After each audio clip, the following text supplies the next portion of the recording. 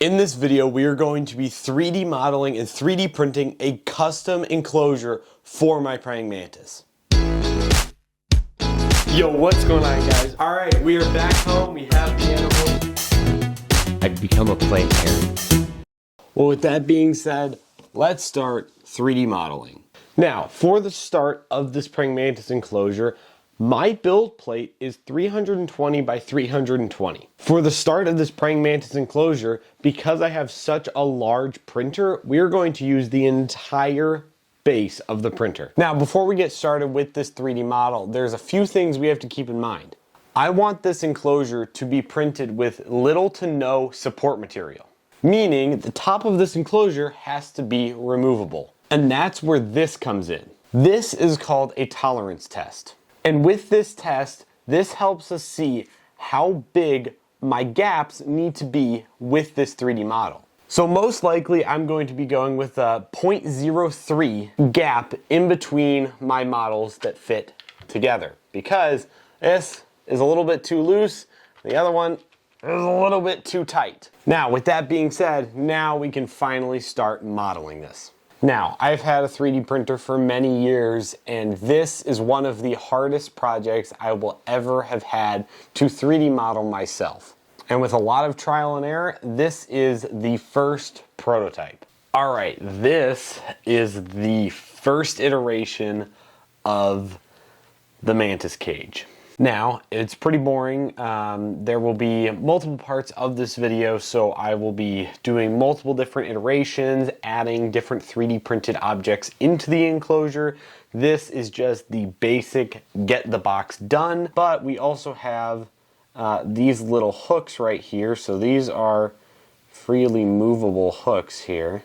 So these are freely movable. They will need a screw, which I am debating about changing that in a future design, because in theory you guys want to print this, and having a screw in it just adds another complication into it to try to find the correct screw and everything, which that's going to be my problem to figure out, to find the correct screw for this guy. Without further ado, I think we're ready to print the first iteration.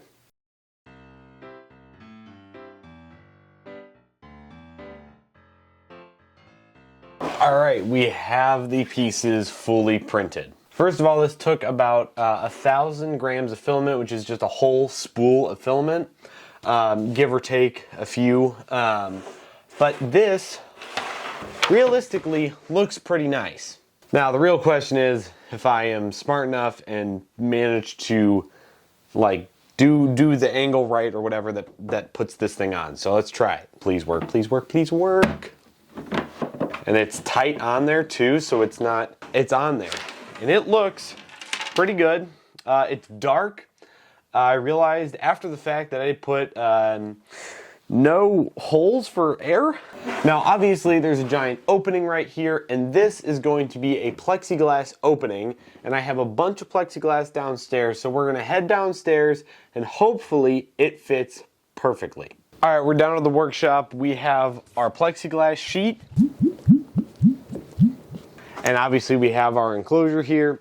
Little oversight that all of this stuff is in millimeters on the 3D model, but unfortunately everything in the human world, because I'm in the US, is inches.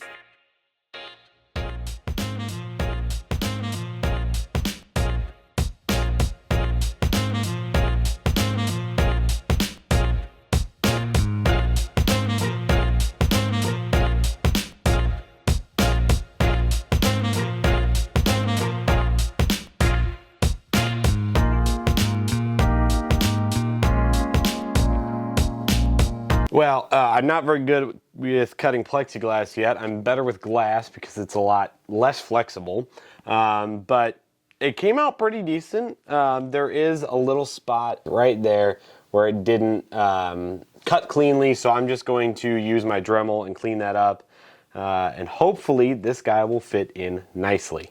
The whole idea with this box is, so we have these two little pieces that I have to get screws for, but they're going to go in these little holes where we can, as I showed you in the demo, can flip up and it'll close it. Is it in the crevasse? Hold up, let me figure out if it's in the crevasse yet. So we are going to just basically sand or Dremel that down and it should be perfectly fine. And then next I have to go get screws. All right, so I have whipped up a simple little thing that I noticed that I was going to either have a problem with or, you know, in general, just trying to get this thing as good as possible so you guys can potentially 3D print it yourselves. Now, with that being said, that is currently printing right now on the printer. It has about 20 minutes until it's done printing.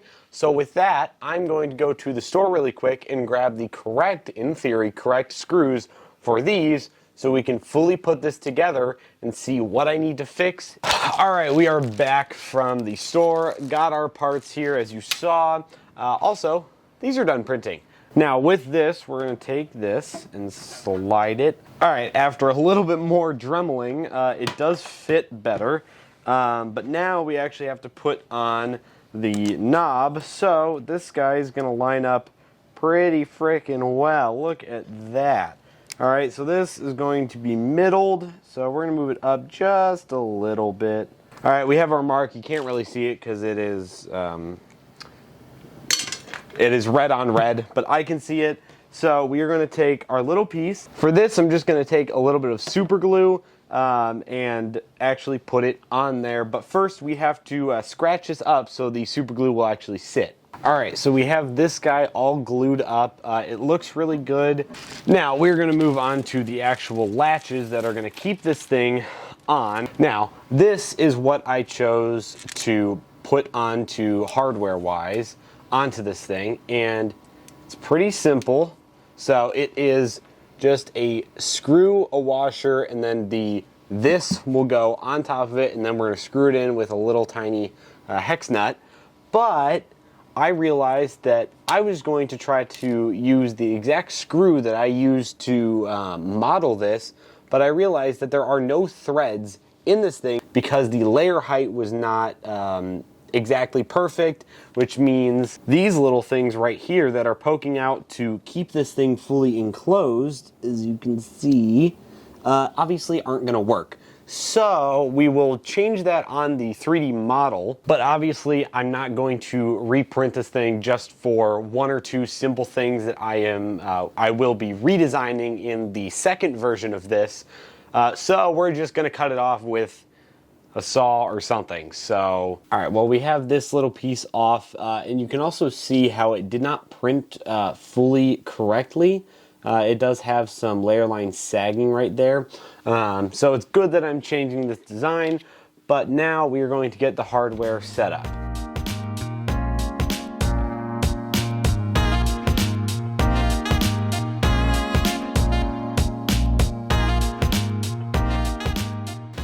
Well, this is the final design of version 1. There are still multiple other things that I want to change about this, but this is the engineering design process. You build it first, realize that all the weird things you did wrong and things you need to add or change, and then you refine from there. Now, the biggest problem with this is, as you've noticed in the design, there's no holes to let air pass.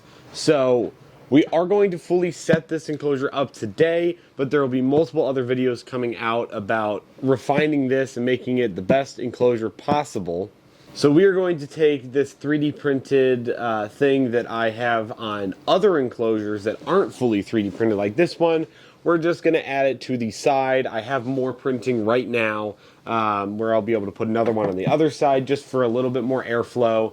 But that is one. I have a bunch of notes here about what I need to add to this and also fully redesigning this front bit. This works really well, but also there's a problem of I would like it to just have a hinge. Either hinge going up or coming down or just going sideways, because when it comes to the modular aspect of this, with potentially adding holes on the top where you can slide more of these enclosures on top of it, bigger, smaller, whatever enclosure sizes, these guys, this is not very easily modular with that. But also there's a problem with these guys. These are good for the locking mechanism. They are not lock washers. So with this one, this is already loosened and just by little tapping, I can make it fly wherever. Now this one is still tight where I can push it and it'll stay, and I gotta use a good amount of force to get it up there, but that is another thing I need to fix in this design. But with that being said, I'm going to clean up my workspace and set the praying mantis up. Now, before we fully scape out this enclosure, I just want to say that the files are most likely going to be on the Patreon. So if you want to go support me and actually 3D print this yourself, but these are some amazing people that have already joined the Patreon. So if you want to go down as little as $1 a month now, go down in the link in the description and join Patreon so you can 3D print this for yourself.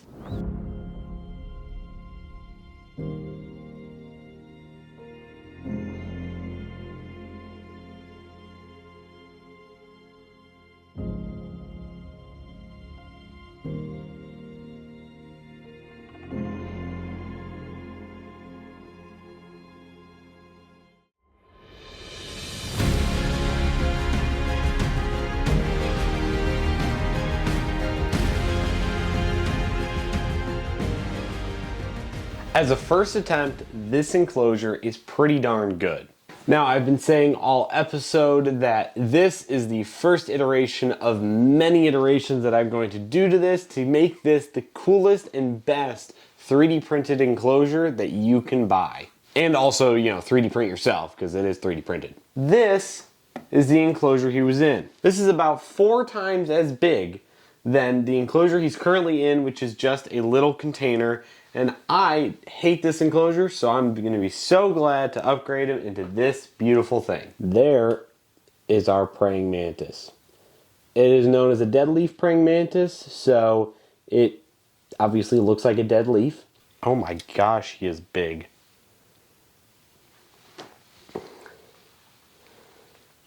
Oh, well, okay. Now, obviously, this praying mantis is going to get significantly larger than this enclosure will require. Well, that's what happens when I am building either 3D printed enclosures or be building a fully custom enclosure to spend the rest of its life in. But this is a temporary enclosure that we can use for other small animals, including gargoyle geckos or even tarantulas.